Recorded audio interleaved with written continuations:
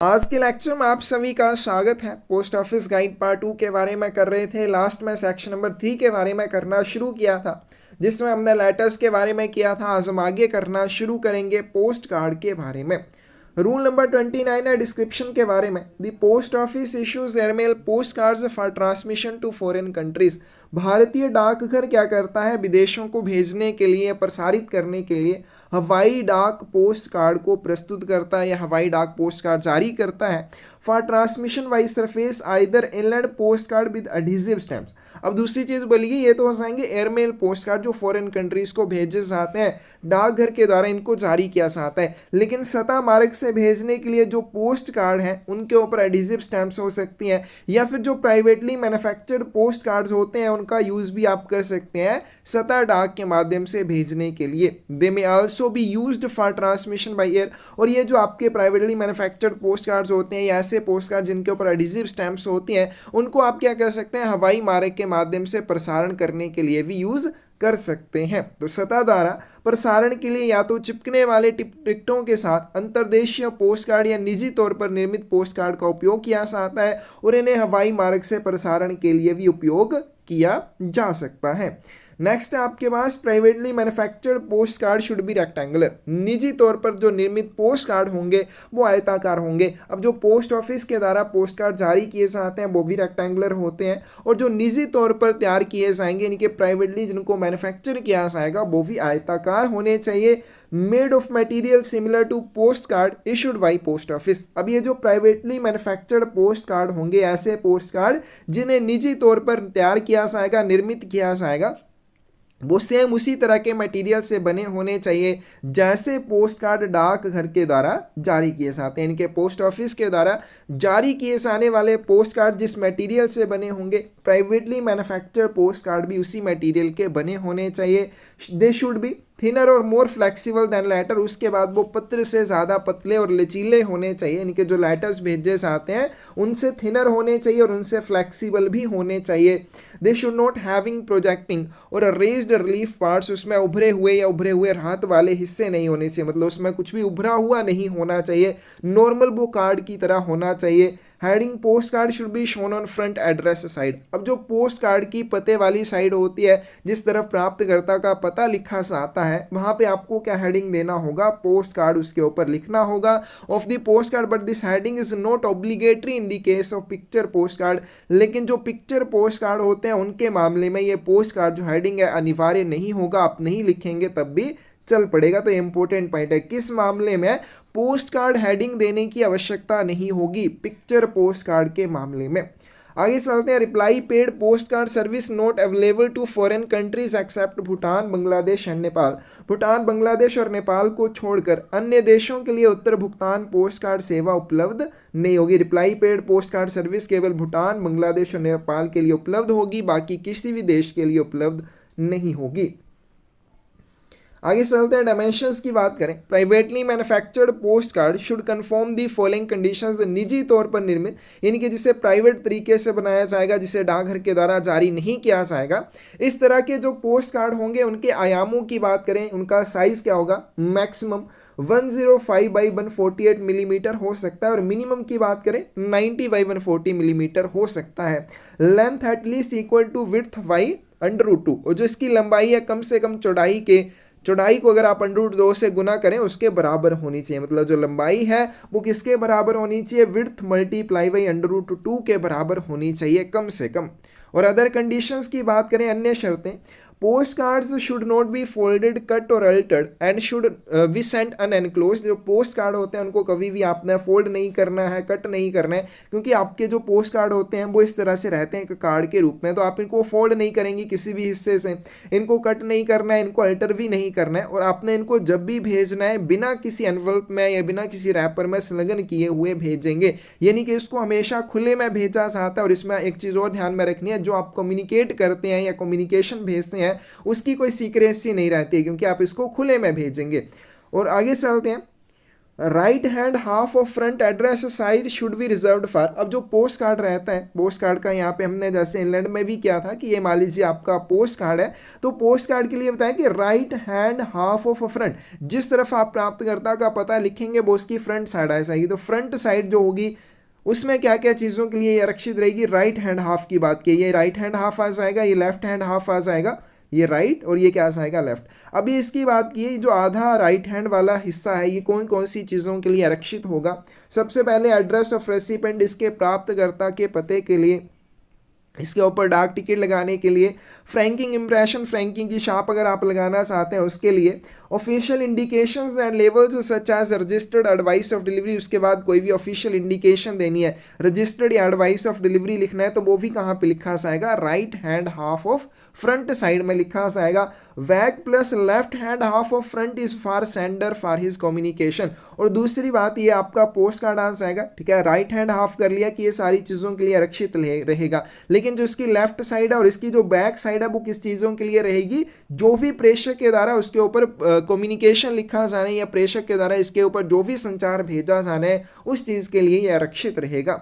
It is फॉरवर्डन to join और attach. अब जब भी कोई पोस्ट कार्ड भेजा जाएगा तो आपको मना किया जाएगा कि आप उसके साथ कुछ भी ऐसा ना जोड़ के भेजें या कुछ भी उसके साथ संलग्न ना करें। कौन कौन सी चीज़ें, सैंपल्स ऑफ मर्चेंडीज, माल के नमूने नहीं होने चाहिए, embellish them with close embroidery, क्या उन्हें कपड़े की कढ़ाई के साथ संभारना नहीं है, मतलब इस तरह से आपका पोस्ट कार्ड है। अब कपड़े की कढ़ाई कैसे होती है, जब जैसे कपड़े के साइड साइड में लगा दी जाती है कढ़ाई करके, इस तरह से उसके ऊपर कोई कढ़ाई नहीं की गई होनी चाहिए। स्पेंगल्स और सिमिलर मटेरियल, कोई भी चमकती हुई वस्तु का टुकड़ा या इस तरह की कोई सामान वस्तु इसके नहीं होनी चाहिए। Such cards as well as those which are not rectangular may be prepaid at letter rate. उसके बाद बोला गया इस तरह की शर्तों का उल्लंघन करने वाला कोई भी पोस्ट कार्ड, मतलब उसके साथ मान लीजिए माल के नमूने हैं या कपड़े की कढ़ाई के साथ उसे संभारा गया है या फिर उसके साथ कोई भी चमकती हुई वस्तु का टुकड़ा है, इस तरह के जो भी पोस्ट कार्ड होंगे उनको क्या किया जाएगा, लेटर रेट के अनुसार प्रीपेड किया जाएगा। इनके पत्र दर के अनुसार उनके ऊपर चार्जेस आपसे लिए जाएंगे। या फिर दूसरी बात, अगर कोई ऐसा पोस्ट कार्ड जो रेक्टेंगुलर नहीं है, मतलब इस शेप में वो अगर नहीं है, तो ऐसी कंडीशन में भी उसके ऊपर जो चार्जेस लगेंगे वो पत्र दर के अनुसार आपसे लिए जाएंगे। तो कंडीशन जो भी है उल्लंघन करेगा, यानी कि उसके साथ जो चीज़ों को आपने जोड़ के नहीं भेजना है आप जोड़ के भेजेंगे, या फिर वो रेक्टेंगुलर नहीं है तो ऐसी कंडीशन में वो क्या हो जाएगा, पत्र दर के अनुसार प्रीपेड किया जाएगा। आगे चलते हैं, अलॉट कौन कौन सी चीज़ों की अनुमति है। Illustration, stamps of every kind, labels, address slips और वेरी थिन सब्सटेंसेस, कौन कौन सी चीज़ों की आपको अनुमति रहेगी। इलस्ट्रेशंस, कोई भी चित्रण है, डाक टिकट है, किसी भी प्रकार की स्टैम्प्स वगैरह है, उसके बाद है किसी भी प्रकार के लेबल है, एड्रेस स्लिप है, और वेरी थिन सब्सटेंसेस, बहुत ही पतले पदार्थ, इन सारी चीज़ों की अनुमति आपको रहेगी। आप पोस्ट कार्ड के साथ इनको भेज सकते हैं। May be affixed to post card, लेकिन कंडीशंस क्या है, सबसे पहले वो पोस्ट कार्ड पर चिपकाए जाने चाहिए, मतलब आप उनके साथ अलग से अटैच नहीं करेंगे, बिल्कुल आपने उसको पोस्ट कार्ड के ऊपर चिपका देना है। Note change nature of post card, और इस तरह की जब भी आप कोई वस्तु उस पोस्ट कार्ड से चिपकाएंगे तो पोस्ट कार्ड की प्रकृति चेंज नहीं होनी चाहिए, मतलब और किसी और तरह का लेख ना लगे, इस तरह से आपने उसको चिपकाना है। अडहेयर कंप्लीटली टू कार्ड, और इस तरह की जो भी वस्तु चिपकाई जाएगी वो पूरी तरह से कार्ड के साथ चिपकी हुई होनी चाहिए। affix only to back or to left hand half or front side with the exception of address slip, tag or labels which may occupy the whole of front. अब दूसरी चीज़, कोई भी आप ऐसी चीज़ उस पोस्ट कार्ड के साथ लगाते हैं, अगर उसको फ्रंट साइड में आप लगाएंगे तो उसको पूरा वो घेर लेगी, क्योंकि फ्रंट साइड में आपने एड्रेस लिखना है, रेसिपेंट का ऑफिशियल इंडिकेशंस देनी है या डाक टिकट चिपकानी है। तो अगर इस तरह से आपने कोई भी वस्तु उसके ऊपर चिपकाई कि वो पूरी फ्रंट को घेर ले, तो ऐसी कंडीशन में उस वस्तु को आपको क्या बोला जाएगा, आप उस पोस्ट कार्ड के पीछे चिपकाएंगे। Non postage stamps of any kind are only permitted on the back of card. अब कोई भी गैर डाक टिकट है, मतलब आप डाक शुल्क के भुगतान में जिन डाक टिकटों का उपयोग नहीं कर सकते हैं, उन डाक टिकटों को अगर आप पोस्ट कार्ड के ऊपर चिपकाना चाहते हैं तो हमेशा बैक साइड में ही चिपकाना है, फ्रंट साइड में ना चिपकाएं। Penalty for breach of conditions, अब जो भी शर्तें हमने पोस्ट कार्ड के बारे में कर ली, अगर उनका उल्लंघन किया जाता है तो क्या किया जाएगा। Post cards not following conditions are treated as letter and postage is taxed accordingly. शर्तों का पालन नहीं करने वाले पोस्ट कार्ड को क्या माना जाएगा, पत्र माना जाएगा, और पत्र के अनुसार ही उसके ऊपर चार्जेस आपसे लिए जाएंगे। तो कोई भी पोस्ट कार्ड है उसको जब भी शर्तों का उल्लंघन करते हुए पाया जाएगा, उसके ऊपर जो आपसे चार्जेस लिए जाएंगे वो कैसे लिए जाएंगे, जैसे पत्र के ऊपर लिए जाते हैं। If postage stamps are affixed on the back of a post card, अब किसी भी पोस्ट कार्ड के लिए जो आपने डाक शुल्क का भुगतान करना है, अगर वो आप डाक टिकटों के माध्यम से करते हैं और जो डाक टिकट है आपने उस पोस्ट कार्ड के बैक साइड में चिपका दिए, then it will be treated as unpaid and taxed accordingly. तो इसे क्या माना जाएगा, अवैतनिक माना जाएगा, अनपेड माना जाएगा, और उसी के अनुसार उसके ऊपर फिर आपसे चार्जेस लिए जाएंगे। Postage unpaid and sufficiently paid post card के लिए अपने क्लोज नंबर 28 देख लेना, जैसे हमने लेटर्स के लिए किया सेम इसके लिए भी वैसे ही रहेगा। आगे चलते हैं most important topic printed papers के बारे में। तो डिस्क्रिप्शन की बात करें, the printed paper service in foreign post corresponds to the book packet service in the inland post with some variations in the conditions. Important है, जैसे बताया गया कि हमने इंलैंड पोस्ट में बुक पैकेट्स के बारे में किया, बुक पैकेट सेवा के बारे में किया, उसी तरह से उसकी मिलती जुलती सेवा फॉरेन पोस्ट में क्या है, प्रिंटेड पेपर है। तो विदेशी डाक में मुद्रित कागजात जो सेवा है, शर्तों में कुछ बदलावों के साथ अंतर्देशीय डाक में बुक पैकेट सेवा से मेल खाती है, मतलब कुछ कंडीशंस अलग हैं, बाकी आपकी बिल्कुल समान रहेंगी। जैसी आपकी इंलैंड पोस्ट में बुक पैकेट सेवा है, वैसे ही फॉरेन पोस्ट में कौन सी सेवा है, प्रिंटेड पेपर सर्विस है। There are 4 categories in inland post but there are only 2 categories in foreign post। तो बुक पैकेट्स के बारे में हमने क्या था कि बुक पैकेट है, book packet containing printed books हैं, बुक पैकेट कंटेनिंग पीरियोडिकल्स हैं, उसके बाद आपके पैटर्न और सैंपल पैकेट है। तो हमने 4 तरह के बुक पैकेट्स के बारे में इंलैंड पोस्ट में किया था। तो ये वही चीज़ यहाँ पे बताएगी कि अंतर्देशीय डाक में इनकी 4 श्रेणियाँ हैं। जो बुक पैकेट है इनकी टोटल 4 श्रेणियाँ हैं, लेकिन फॉरेन पोस्ट में जो प्रिंटेड पेपर्स हैं इनकी केवल 2 ही श्रेणियां हैं। और ये 2 श्रेणियां कौन कौन सी हैं, ऑर्डिनरी प्रिंटेड पेपर्स और दूसरी है रजिस्टर्ड न्यूज़पेपर। कौन कौन सी आ जाएंगी, एक ऑर्डिनरी प्रिंटेड पेपर्स है जो सामान्य मुद्रित कागज होते हैं, और दूसरे कौन से आ जाएंगे, पंजीकृत समाचार पत्र आ जाएंगे। तो ऑर्डिनरी प्रिंटेड पेपर और रजिस्टर्ड न्यूज़पेपर किसकी श्रेणियां हैं, प्रिंटेड पेपर्स की श्रेणियां हैं। और प्रिंटेड पेपर सेवा इंलैंड पोस्ट में किसके साथ मेल खाती है, बुक पैकेट सर्विस के साथ मेल खाती है। Items not admitted in inland post as book packet are also not admitted as printed paper in foreign post। अब जो भी डाक वस्तुएं या जो भी वस्तुएं अंतर्देशीय डाक में आप बुक पैकेट के रूप में नहीं भेज सकते हैं, यानी कि ऐसी वस्तुएं जिन्हें बुक पैकेट के रूप में भेजने की अनुमति नहीं है, उन वस्तुओं को विदेशी डाक में प्रिंटेड पेपर्स के रूप में भी नहीं भेजा जा सकता है। रिप्रोडक्शन ऑन पेपर, कार्डबोर्ड और identical copies by means of mechanical और photographic process और negative may be sent as printed papers। क्या बताया गया है, पेपर कार्डबोर्ड पर प्रतिलिपि, क्या कार्डबोर्ड क्या होता है, जो गत्ता होता है उसके ऊपर कोई भी प्रतिलिपि है, या फिर यांत्रिक या फोटोग्राफिक प्रक्रिया के माध्यम से समान प्रतियां, यानी कि ऐसी प्रतियां या कॉपीज जिन्हें कैसे प्राप्त किया जाता है, फोटोग्राफिक या फिर इसी तरह की किसी और प्रक्रिया के द्वारा प्राप्त किया जाता है, या फिर नेगेटिव वगैरह जो होते हैं, ठीक है, जो रील्स वगैरह होती हैं उनके नेगेटिव वगैरह से होते हैं, जो ऐसे पहले होती थी कैसेट्स वगैरह, उनके क्या होते हैं, नेगेटिव होते हैं। इन सारी चीज़ों को भी मुद्रित कागजात के रूप में भेजा जा सकता है। The following are also admitted as printed paper rate, इनको भी क्या किया जा सकता है, मुद्रित पेपर दर पर स्वीकार किया जा सकता है, लेकिन कंडीशंस क्या है, ठीक है, यहाँ पे नीचे बताई गई हैं कौन कौन सी चीज़ें। Letters and post cards exchanged between pupils of school provided that these items are sent through the principal of school consent. School के विद्यार्थियों के बीच पत्रों और पोस्ट कार्डों का आदान प्रदान जब किया जाएगा, उनको प्रिंटेड पेपर रेट्स के ऊपर एक्सेप्ट कर लिया जाएगा, लेकिन कंडीशन है ये जो भी वस्तुएं होंगी संबंधित स्कूल के प्रधानाचार्य के माध्यम से भेजी जानी चाहिए, तब उनको प्रिंटेड पेपर रेट्स के अनुसार स्वीकार कर लिया जाएगा। तो यहाँ पे आ जाएगा पेपर कार्डबोर्ड पर प्रतिलिपि, यांत्रिक या फोटोग्राफिक प्रक्रिया के माध्यम से कोई भी आपने प्रति जो प्राप्त की है, कोई भी नेगेटिव है, इन सारी चीज़ों को प्रिंटेड पेपर्स के रूप में आप भेज सकते हैं। इसके अलावा और कौन कौन सी चीज़ों को प्रिंटेड पेपर दर के अनुसार भेजा जा सकता है, कोई भी लेटर या पोस्ट कार्ड जो स्कूल के विद्यार्थियों के बीच में आदान प्रदान किए जाते हैं, लेकिन उसके लिए शर्त क्या है, शर्त यह है कि वो संबंधित स्कूल के प्रधानाचार्य के द्वारा उनको भेजा गया होना चाहिए, उनके माध्यम से इनको भेजा जाना चाहिए।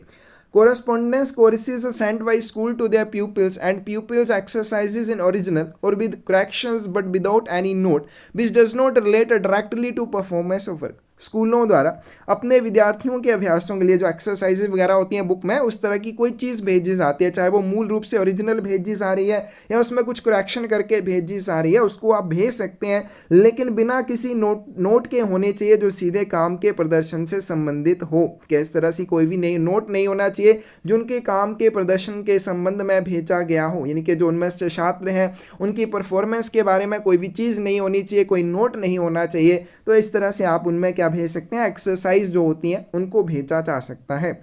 आगे चलते हैं। मैन्यूस्क्रिप्ट ऑफ वर्क्स और फॉर न्यूज़पेपर, कार्यों तथा समाचार पत्रों के लिए पांडुलिपि भेजी जानी है, उसको प्रिंटेड पेपर रेट्स के अनुसार भेज पाएंगे। म्यूजिकल स्कोर्स इन मैन्यूस्क्रिप्ट, पांडुलिपि में संगीत स्कोर को भेजा जा सकता है, कोई भी फोटो कॉपी भेजनी है उसको भी भेजा जा सकता है। Impressions obtained by means of computer printers, computer printer के माध्यम से प्राप्त शार्प वाली वस्तुओं को भी प्रिंटेड पेपर रेट्स के अनुसार भेजा जा सकता है। Printed papers shall wear in bold letters on address side as possible in top left hand corner beneath the sender's name and address the expression printed paper or printed matter at a reduced rate। उसके बाद क्या बताएगा, मुद्रित कागजों पर पते की तरफ मोटे अक्षरों में जितना संभव हो सके। मान लीजिए आपने एक प्रिंटेड पेपर भेजा, ये अब इसमें बताया गया कि क्या बताया गया कि पते वाली साइड में, यानी कि जिस तरफ प्राप्तकर्ता का पता लिखा जाएगा, जितना संभव हो ऊपरी बाएं हाथ के कोने में, बाएं हाथ का कोना कौन सा आ जाएगा, ये वाला आ जाएगा। यहाँ पे क्या होना चाहिए, प्रेषक का नाम और पता होगा, यहाँ पे प्रेषक का नाम और पता होगा, और उसके नीचे क्या लिखा जाएगा, इंडिकेशन दी जाएगी मुद्रित सामग्री या कम दर पर मुद्रित सामग्री, ये वाली वहाँ पे एक्सप्रेशन होनी चाहिए। तो यहाँ पे बाएं हाथ के ऊपरी कोने में प्रेषक का नाम और पता, और उसके नीचे में क्या लिखा होगा, प्रिंटेड पेपर मैटर लिखा होगा या फिर printed matter at a reduced rate लिखा होगा।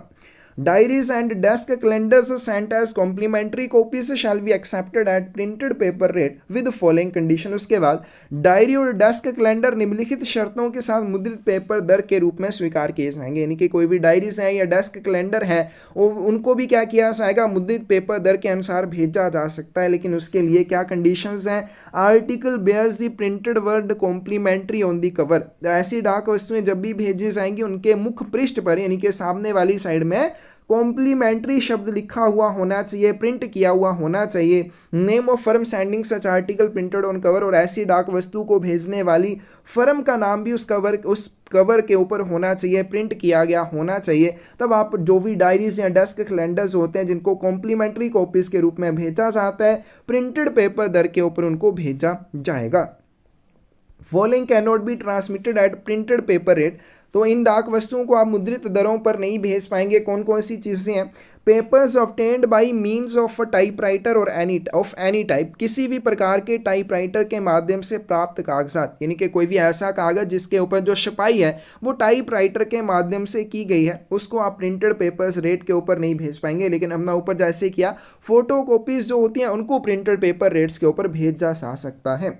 Copies obtained by means of tracing, by handwriting or by typewriting, any type of machine, या फिर उसके बाद बताया गया है अनुरेखण के द्वारा, यानी कि ट्रेसिंग के द्वारा, हस्तलेखन हैंड रिटन जो है, उसके बाद किसी भी प्रकार की मशीन से टाइप राइटिंग के माध्यम से कोई भी प्रति बनाई जाएगी, तैयार की जाएगी, उसको प्रिंटेड पेपर रेट्स की दर के अनुसार नहीं भेजा जा सकता। Copies obtained by means of stamps with और without movable type, movable type क्या मतलब होता है, जिसको आप चेंज कर सकते हैं, तो बदले जा सकने वाले हिस्सों के साथ या उनके बिना मोहरों द्वारा प्राप्त प्रतियां, इनको भी आप प्रिंटेड पेपर रेट्स के अकॉर्डिंग नहीं भेज पाएंगे। फिल्म एंड साउंड और वीडियो रिकॉर्डिंग, कोई भी फिल्म है, साउंड या वीडियो रिकॉर्डिंग है, प्रिंटेड पेपर रेट्स के ऊपर नहीं भेजी जाएंगी। पंच्ड पेपर टेप्स, ठीक है, कोई भी पंच्ड पेपर टेप है, छिद्रित पेपर टेप, या फिर ऑटोमेटिक डाटा प्रोसेसिंग कार्ड्स हैं जिनमें प्रेफरेशंस या मार्क्स या कोई भी साइन है, उनको भी प्रिंटेड पेपर्स दर के ऊपर नहीं भेजा जाएगा। Printed papers should not bear any inscription or document of current and personal correspondence and must not contain any postage stamps or form of prepayment, whether cancelled or not, or any paper representing a monetary value। इसके बाद जो आपके printed papers होंगे उनमें कोई भी ऐसा शिलालेख नहीं होना चाहिए, कोई भी ऐसा दस्तावेज नहीं होना चाहिए जिसकी प्रकृति कैसी हो, करंट एंड पर्सनल कोरेस्पोंडेंस वाली, यानी कि उसमें कोई भी वर्तमान या व्यक्तिगत संचार हो, इस तरह की कोई भी इंस्क्रिप्शन या डॉक्यूमेंट प्रिंटेड पेपर में आप नहीं भेजेंगे। दूसरी बात, कोई भी उसमें पोस्टल स्टैंप या डाक टिकट नहीं होने चाहिए, या फिर फॉर्म ऑफ प्री पेमेंट पूरा भुगतान के लिए कोई भी प्रपत्र है वो नहीं होना चाहिए, चाहे उसे कैंसिल किया गया हो या नहीं किया गया हो। उसके बाद एनी पेपर रिप्रेजेंटिंग ए मॉनेटरी वैल्यू, कोई भी ऐसा पत्र जो मौद्रिक मूल्य का प्रतिनिधित्व करे, यानी कि जिसमें मौद्रिक मूल्य क्या होता है, जैसे कोई भी पैसे के लेन देन के संबंध में इस तरह का कोई भी डॉक्यूमेंट हो या पेपर हो, उसको भी मुद्रित पेपर्स की दर के अनुसार स्वीकार नहीं किया जाएगा। इंपॉर्टेंट पॉइंट है, आप प्रिंटेड पेपर्स में कोई भी करंट और पर्सनल कोरेस्पोंडेंस वाले इंस्क्रिप्शन, कोई भी शिलालेख या दस्तावेज नहीं भेजेंगे। Several copies obtained by admissible process, उसके बाद बहुत सारी कॉपीज जिनको एडमिसिबल प्रोसेस, यानी कि जैसे ऊपर बताया गया है कि इस प्रोसेस के माध्यम से अगर आप किसी भी वस्तु को या कॉपी को तैयार करते हैं तो उसको प्रिंटेड पेपर रेट्स के अनुसार एक्सेप्ट कर लिया जाएगा।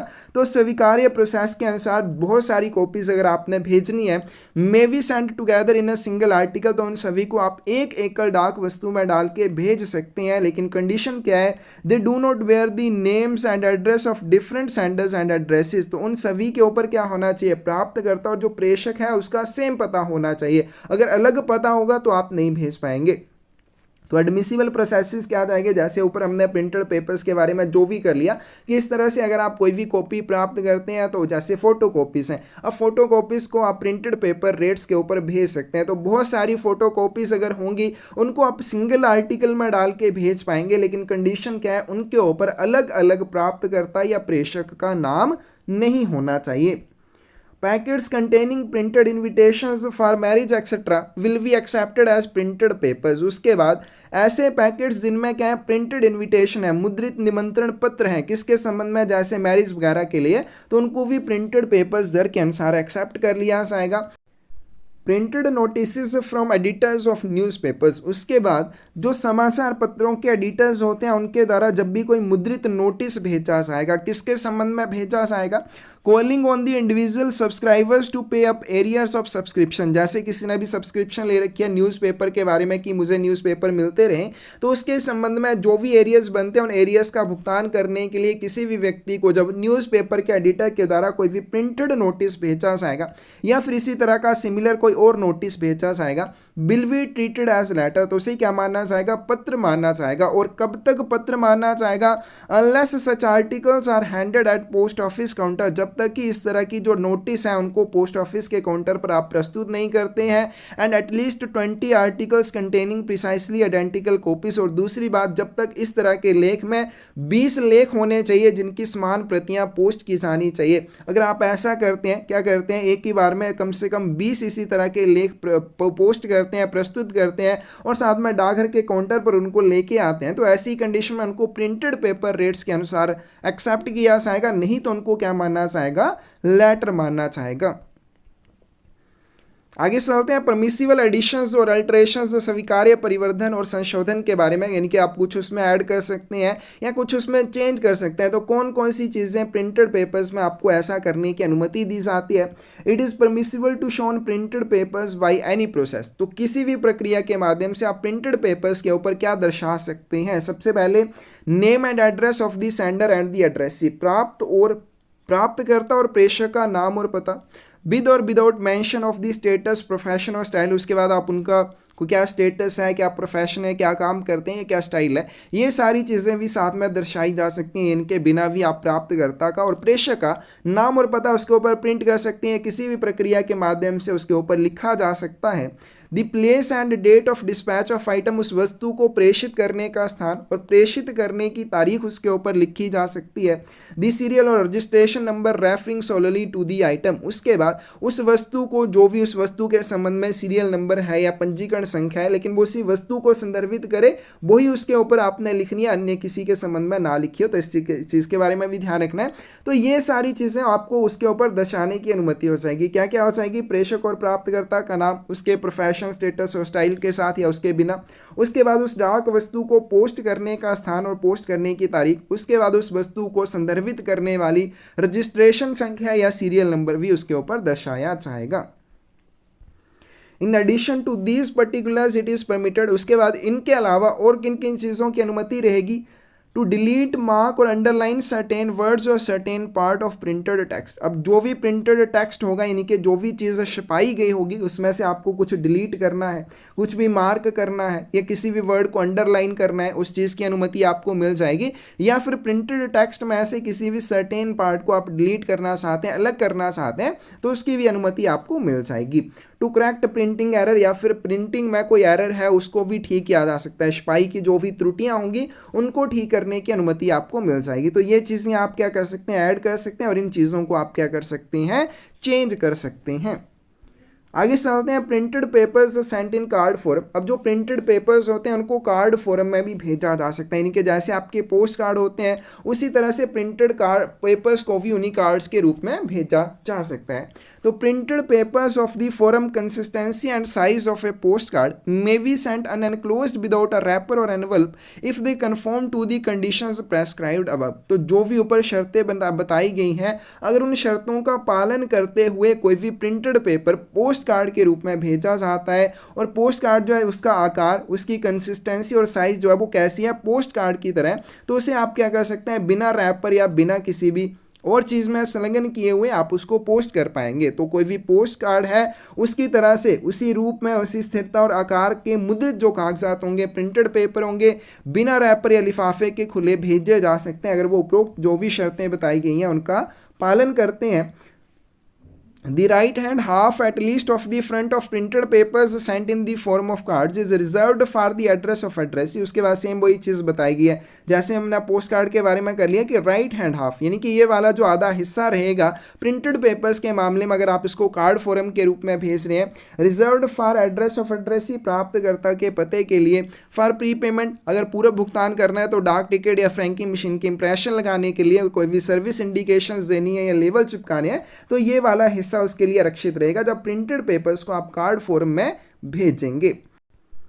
मेकअप एंड पैकिंग की बात करें तो इसकी बनावट और पैकिंग कैसी होनी चाहिए, तो प्रिंटेड पेपर्स हम किस तरह से होने चाहिए। In addition to the general rules regarding make up and packing, तो जो भी सामान्य नियम है किसी भी डाक वस्तु को बनाने के लिए या पैक करने के लिए, उनके साथ साथ printed papers should be so packed as to facilitate as an easy and quick examination. आपने प्रिंटेड पेपर्स को इस तरह से पैक करना है ताकि उनकी आसानी से और जल्दी से जांच की जा सके कि आपने उसके अंदर क्या सामग्री भेजी है। They should wear the indication printed papers और imprimes on the address side. Important point है, इम्प्राइम वर्ड का यूज़ किसके लिए किया जाता है, मुद्रित कागजात या प्रिंटेड पेपर्स के लिए किया जाता है। तो मेकअप और पैकिंग में इंपॉर्टेंट चीज़ आ जाएगी कि आपके जो भी प्रिंटेड पेपर्स होंगे उनके बाहर क्या इंडिकेशन रहनी चाहिए, या तो प्रिंटेड पेपर्स लिखा होगा या फिर इम्प्राइम वर्ड उसके ऊपर लिखा होना चाहिए। नेक्स्ट है आपके पास रजिस्टर्ड न्यूज़पेपर के बारे में, पंजीकृत समाचार पत्र के बारे में। Rules concerning registered newspaper in the inland post, अंतर्देशीय डाक में पंजीकृत समाचार पत्रों के संबंध में जो भी शर्तें हैं, also apply in general to such article in foreign post, और विदेशी डाक में भी वो सारी शर्तें रजिस्टर्ड न्यूज़पेपर्स के ऊपर अप्लाई होंगी except for the postage rate. ठीक है, जो डाक शुल्क है उनको छोड़कर बाकी जितनी भी शर्तें रजिस्टर्ड न्यूज़पेपर के ऊपर अप्लाई होती हैं अंतर्देशीय डाक में, वही सेम शर्तें रजिस्टर्ड न्यूज़पेपर में फॉरेन पोस्ट के ऊपर भी अप्लाई हो जाएंगी। Newspapers which post a large number of copies for delivery in foreign countries can post them without affixing postage stamps under the same condition as for inland post with given in clause number 135 of Post Office Guide Part 1। तो विदेशों में वितरण के लिए जो बड़ी संख्या में पंजीकृत समाचार पत्रों की प्रतियां या कॉपीज पोस्ट करते हैं, उन्हें पोस्ट ऑफिस गाइड पार्ट 1 के क्लोज नंबर 135 में दी गई अंतर्देशीय डाक के लिए समान शर्तों के तहत डाक टिकटों को चिपकाए बिना पोस्ट करने की अनुमति दी जाती है। तो इसके लिए आपने पोस्ट ऑफिस गाइड पार्ट 1 का रूल नंबर 135 देख लेना है, किस तरह से पोस्ट किए जाते हैं।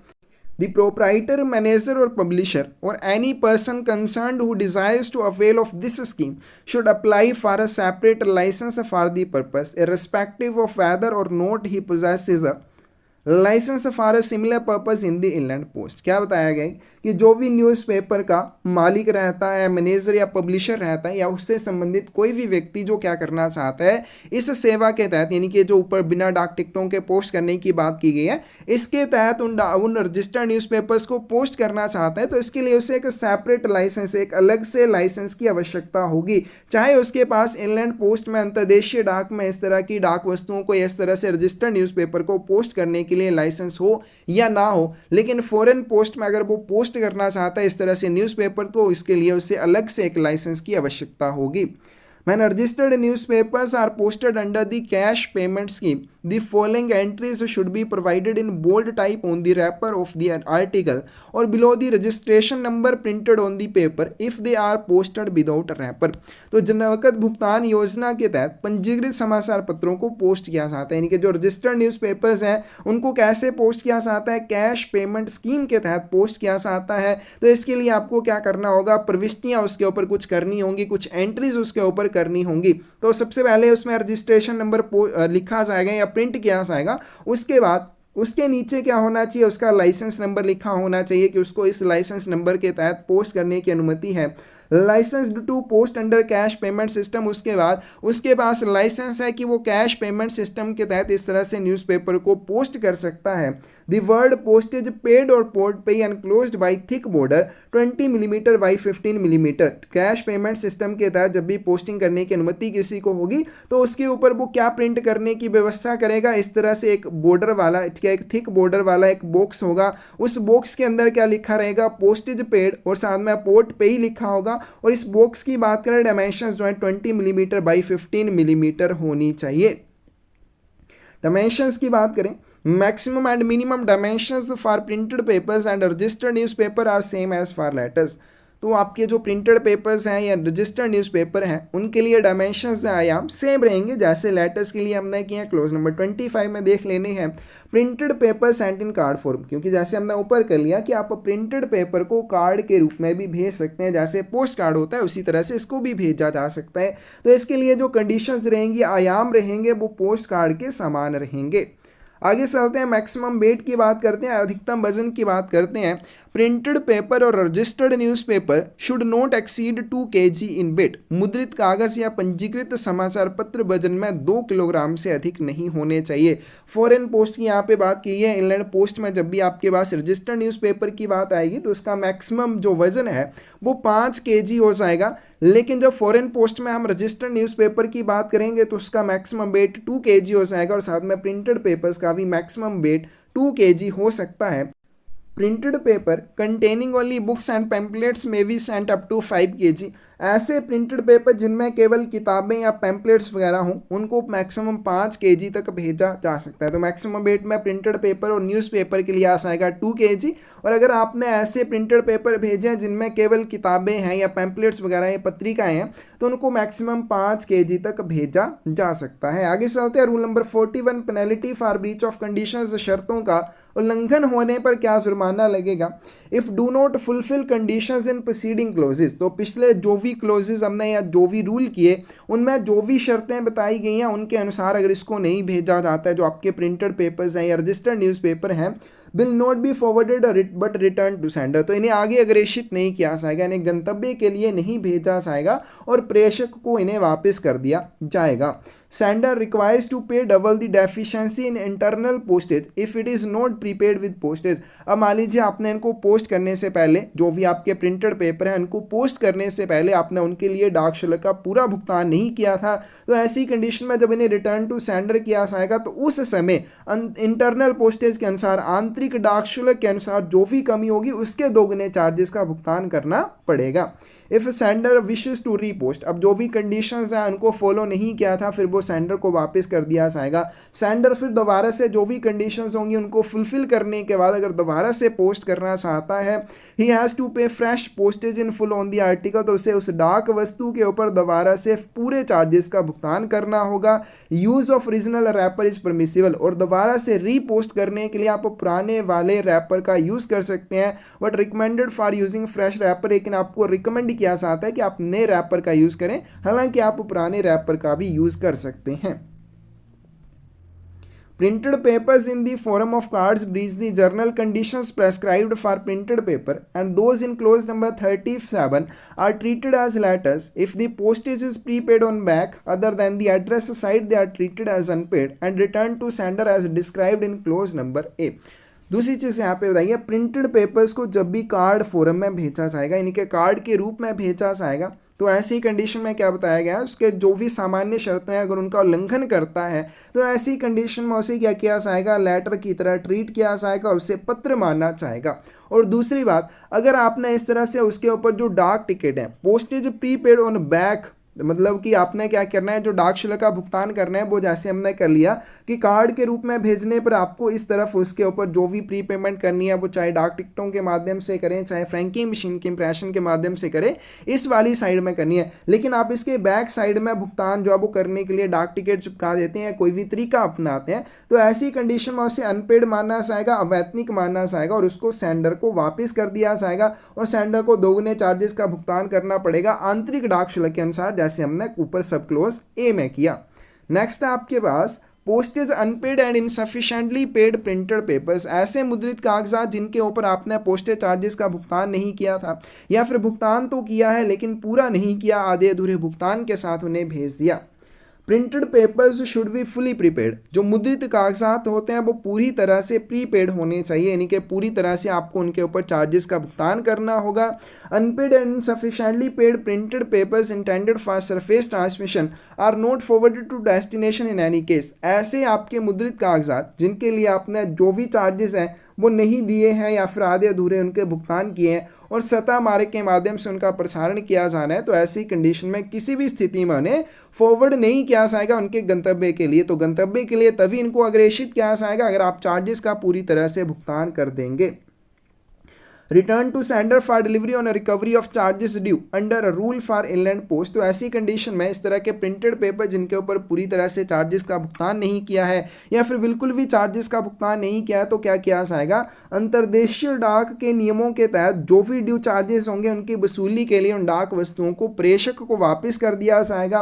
Under certain circumstances articles meant for air transmission are forwarded taxed with postage due और return for making up the deficiency, कुछ परिस्थितियों में हवाई प्रसारण के लिए जो भी वस्तुएं बनाई जाती हैं देय डाक शुल्क लगाकर उनको अग्रेषित किया जा सकता है और कमी को या फिर कमी को पूरा करने के लिए उन्हें प्रेषक को वापस कर दिया जाएगा। लेकिन जो सरफेस ट्रांसमिशन वाली होंगी उनको किसी भी स्थिति में अग्रेषित नहीं किया जाएगा, उन्हें सिर्फ प्रेषक को वापस किया जाएगा ताकि डेफिशिएंसी को पूरा किया जा सके। आगे चलते हैं important topic bulk bag system के बारे में। बल्क बैग सिस्टम क्या होता है? System of bulk bag available for dispatch और receipt of special bags of printed papers to और फ्रॉम एड्रेसेस और सेंडर्स इन फॉरेन कंट्रीज, विदेशों में प्राप्तकर्ताओं या प्रेषकों को मुद्रित पेपरों के विशेष शैलों को प्रेषित करने या प्राप्त करने के लिए थोक बैग प्रणाली उपलब्ध है। यानी कि फॉरेन कंट्रीज में कोई भी एड्रेसी है या सेंडर है वो क्या करना चाहते हैं, वो स्पेशल बैग, कौन से स्पेशल बैग, प्रिंटेड पेपर्स के, यहाँ पे ध्यान रखना है कौन से स्पेशल बैग विशेष शैलें हो जाएंगे, प्रिंटेड पेपर्स के मुद्रित कागजों के विशेष शैलों को प्राप्त करना चाहते हैं या प्रेषित करना चाहते हैं, उनके लिए कौन सी प्रणाली उपलब्ध रहेगी, बल्क बैग सिस्टम उपलब्ध रहेगा। अब बल्क बैग सिस्टम के फीचर्स के बारे में बात करते हैं जो बहुत ज़्यादा इंपॉर्टेंट है। Printed papers for same addressee at same address may be inserted in one or more special bags, एक ही पते पर एक ही प्राप्तकर्ता के लिए मुद्रित कागजात एक या एक से अधिक विशेष शैलों में या स्पेशल बैग्स में डाल के भेजे जा सकते हैं। The bag shall be so closed as to enable the post office to inspect contents easily। अब ये जो बैग होगा अपने उसको इस तरह से बंद करना है ताकि डाकघर उसकी सामग्री की आसानी से जांच कर सके। Each bag shall weight not more than 5 kg and not more than 30 kg। अब इस तरह का जो भी बैग भेजा जाएगा उसका वजन 5 किलोग्राम से कम नहीं होना चाहिए और 30 किलोग्राम से ज़्यादा नहीं होना चाहिए। तो बल्क बैग का मिनिमम जो वेट है वो 5 kg हो सकता है और मैक्सिमम जो है वो 30 kg हो सकता है। The bag shall be legibly addressed with rectangular labels not smaller than 90 mm by 140 mm in size, tied around the neck, indicating the full name and address of addressee and the weight of the bag including the content। उसके बाद ये जो bulk bag रहेगा इसके नेक के ऊपर, मतलब जहाँ से इस तरह से आपका मान लीजिए एक बैग है, क्या इस तरह से यहाँ पे क्या हो जाएगी इसकी नेक, जहाँ से इसको बांधा गया होगा तो यहाँ पे क्या लगा होगा, एक लेवल लगा होगा। और लेवल जो है वो रेक्टेंगुलर होना चाहिए। साइज़ की बात करें 90 मिलीमीटर बाई 140 मिलीमीटर से कम नहीं होना चाहिए। अब ये जो लेवल लगाया जाएगा इसके ऊपर क्या रहेगा, प्राप्तकर्ता का पूरा नाम और पता रहेगा। दूसरी बात, उस बैग का वजन और उसमें क्या सामग्री है उस चीज़ के बारे में इस लेवल के ऊपर सारी चीज़ों को बताया जाएगा। Similar level shall be placed inside the bag, और इसी तरह का एक लेवल उस बैग के अंदर भी रखा जाएगा जिसमें ये सारी चीज़ें दर्शाई जाएंगी कि इसके प्राप्तकर्ता का नाम और पता क्या है। दूसरी बात, इसके अंदर इसका वजन कितना है, इसमें क्या सामग्री भेजी जा रही है, वो सारी चीज़ों के साथ एक लेवल उस बैग के अंदर भी रखा जाएगा। वेल्क बैग्स में भी सेंट आइदर एज अनरजिस्टर्ड और रजिस्टर्ड। अब वेल्क बैग को भेजने के लिए आपके पास सिर्फ दो ऑप्शंस हैं, या तो आप इसको पंजीकृत करके भेज पाएंगे या फिर इसको अपंजीकृत करके भेज पाएंगे। अब इसमें आप ना इसकी इंश्योरेंस कर सकते हैं, ना इसको स्पीड पोस्ट के रूप में, ना पार्सल के रूप में, अन्य कोई ऑप्शन नहीं है। या तो आप इसकी रजिस्ट्रेशन कर सकते हैं या बिना रजिस्ट्रेशन के भेज सकते हैं, दो ही ऑप्शंस आपके पास रहेंगी। Application for वेल्क bag facility should be made up to the head of the circle through the post office where it is proposed to post such bag। अब जिस भी डाकघर के माध्यम से आप वेल्क बैग को पोस्ट करना चाहते हैं उसी डाकघर के माध्यम से वेल्क बैग फैसिलिटी के लिए आप हेड ऑफ सर्कल को आवेदन कर सकते हैं with particulars for average amount per posting and frequency of such posting. अब एक महीने का आप कितनी पोस्टिंग कर देते हैं उस चीज़ के बारे में, और साथ में पर पोस्टिंग में एवरेज कितना अमाउंट बनता है, यानी कि एक बार पोस्ट करने पर कितना 1000 रुपये 2000 या कितने एवरेज बनते हैं, उस चीज के पर्टिकुलर्स या विवरण आपको उस आवेदन के साथ हेड ऑफ सर्कल को बताने होंगे। अब हेड ऑफ सर्कल को वो आवेदन मिल जाएगा, उसके बाद हेड ऑफ सर्कल क्या करेगा, head of circle decides the amount of security deposit. तो सर्कल प्रमुख जो है सुरक्षा जमा की राशि को तय करेगा, यानी कि कितना सिक्योरिटी डिपॉजिट किया जाना है प्रेषक के द्वारा, उस चीज का निर्धारण हेड ऑफ सर्कल के द्वारा किया जाएगा।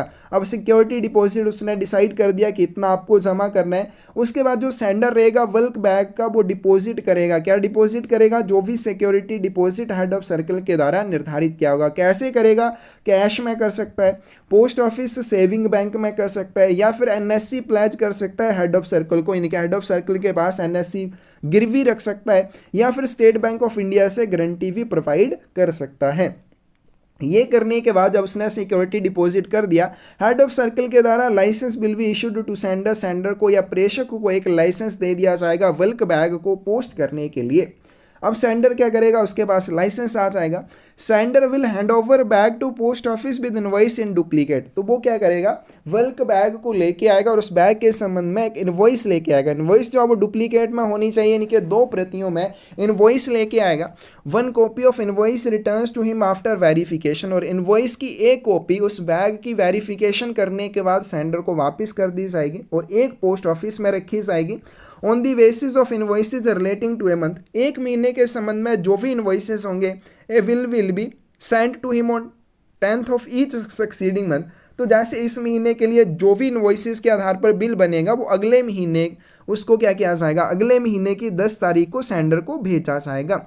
He has to settle within 7 days of the date of its receipt. उसके बाद ये जो बिल उसको भेजा जाएगा पिछले महीने की पोस्टिंग के लिए, अगले महीने की 10 तारीख को बिल की प्राप्ति के 7 दिनों के भीतर उसे ये बिल सेटल करना होगा, यानी कि जब उसको बिल प्राप्त हो गया, बिल प्राप्ति के 7 दिनों के भीतर उसे इसे सेटल करना पड़ेगा। In the event of the non payment of bill as aforesaid, लेकिन वो उपरोक्त अवधि के भीतर बिल सेटल करने में विफल रहता है, his licence shall be cancelled, तो उसका लाइसेंस जो होगा उसको इमीडिएटली जल्दी से कैंसिल कर दिया जाएगा, रद्द कर दिया जाएगा। And the amount due shall be recovered from his security deposit. तो ऊपर हमने कर लिया कि सिक्योरिटी डिपॉजिट उसके द्वारा जमा किया जाएगा पोस्ट ऑफिस में। अगर एक महीने के लिए वो क्या करता है, जो भी ड्यू चार्जेस उनका भुगतान नहीं करता है तो ड्यू चार्जेस जो हैं वो सिक्योरिटी डिपॉजिट से रिकवर कर लिए जाएंगे। And where necessary under section 12 of Indian Post Office Act 1890, और जहां पर भी आवश्यकता होगी भारतीय डाकघर अधिनियम 1898 की धारा 12 के तहत उसके ऊपर कार्यवाही की जा सकती है। Licence revocable by head of circle by means of a 7 day notice in writing without assigning any reason. उसके बाद बिना कोई कारण बताए 7 दिनों का एक नोटिस भेजा जाएगा, मतलब 7 दिन पहले एक नोटिस भेजा जाएगा और हेड ऑफ सर्कल के द्वारा बिना कोई कारण बताए उस लाइसेंस को रद्द करने का अधिकार रहता है। Licence renewed by head of circle, अगर लाइसेंस के नवीकरण की बात करें तो वो भी हेड ऑफ सर्कल के द्वारा ही किया जाएगा। If any dispute arises regarding the licence, licence के संबंध में अगर कोई भी डिस्प्यूट या विवाद की संभावना होती है, matter shall be refer to director general of post, तो ऐसी कंडीशन में इस मामले को डायरेक्टर जनरल को, महानिदेशक डाक को रेफर कर दिया जाएगा। Whose decision thereon shall be final, जिसका वहां पे निर्णय अंतिम रहेगा, यानी कि अंतिम निर्णय उसका होगा, जो भी उसके द्वारा निर्णय लिया जाएगा वही फिर मान्य होगा। empty bags required for packing will be supplied by the post office authorized in this behalf। उसके बाद अब बल्क बैग भेजने के लिए जो भी थैलों की आपको आवश्यकता होगी वो पोस्ट ऑफिस के द्वारा आपको प्रोवाइड करवाए जाएंगे, लेकिन इस तरह के थैले प्रोवाइड करवाने के लिए उस डाकघर को अधिकृत किया गया होना चाहिए। तो वो थैले जो आपने बल्क बैग के लिए यूज़ करने हैं डाकघर के द्वारा प्रोवाइड करवाए जाएंगे। Total amount of charges collected on bulk bag is shown on the level outside the bag. तो जैसे हमने ऊपर कर लिया कि बल्क बैग की नेक के बाहर एक लेवल लगा होना चाहिए, तो जो भी बल्क बैग पर चार्जेस आपसे कलेक्ट किए जाएंगे वो उस लेवल के ऊपर भी दर्शाए जाएंगे। बैग कंटेनिंग कस्टम आइटम, अब ऐसे बैग जिसमें कोई भी सीमा शुल्क योग्य वस्तुएं हों, must wear a green label sewn tied on the bag neck. तो ऐसे में क्या करना चाहिए, उस बैग की गर्दन के ऊपर आपको ग्रीन लेबल भी, ग्रीन लेबल हमने पहले भी क्या है, ठीक है, कस्टम डिक्लेरेशन फॉर्म्स के बारे में दो तरह के होते हैं, ग्रीन लेबल C1 जिसे कहा जाता है detailed declaration form, C2 CP3 जिसे कहा जाता है। तो यहाँ पे अगर बल्क बैग में कस्टम ड्यूटी वाली कोई भी आइटम्स हैं तो ऐसी कंडीशन में उसकी नेक के साथ आपको ग्रीन लेबल यानी कि C1 लेबल भी लगा देना है। आगे चलते हैं, bulk bag received from foreign country in to India. अब अगर विदेश से भारत में वितरित होने के लिए कोई भी बल्क बैग प्राप्त होता है, the post master of post office और इंचार्ज ऑफ मेल ऑफिस, तो जहां पे भी वो प्राप्त हुआ है, अगर डाकघर में प्राप्त हुआ है तो पोस्ट मास्टर, डाक कार्यालय में प्राप्त हुआ है तो डाक कार्यालय का जो भी इंचार्ज रहेगा विल सेंड इंटीमेशन, तो वो प्राप्तकर्ता को उसके संबंध में एक सूचना भेजेगा कि आपका बल्क बैग यहाँ पे प्राप्त हुआ है। एड्रेसी और authorised person will produce receipt, अब जो भी डाकघर के द्वारा या डाक कार्यालय के द्वारा से रिसिप्ट भेजी जाएगी, प्राप्तकर्ता को या उसके द्वारा अधिकृत व्यक्ति को रसीद वहां पे वापस आके प्रस्तुत करनी होगी, साइन करने होंगे उसके ऊपर विधिवत तरीके से, एंड एक्सेप्ट दी बैग, और उसके बाद उसको बैग दे दिया जाएगा। And return empty bags with in 3 days of receipt, और इस तरह का बैग प्राप्त करने के 3 दिनों के भीतर खाली थैले से डाकघर में लौटाने होंगे, क्योंकि बल्क बैग को बंद करने के लिए जो थैले हैं वो डाकघर के द्वारा प्रोवाइड करवाए जाते हैं। हमने ऊपर कर लिया। तो आज की वीडियो में बस हम इतना ही करेंगे। दो बहुत ही important topic, post card, printed papers, और साथ में हमने कर लिया रजिस्टर्ड न्यूज़पेपर के बारे में, और बहुत इंपॉर्टेंट आपका बल्क बैग सिस्टम के बारे में। तो ये सारे बहुत इंपॉर्टेंट टॉपिक हैं, बिल्कुल अच्छे से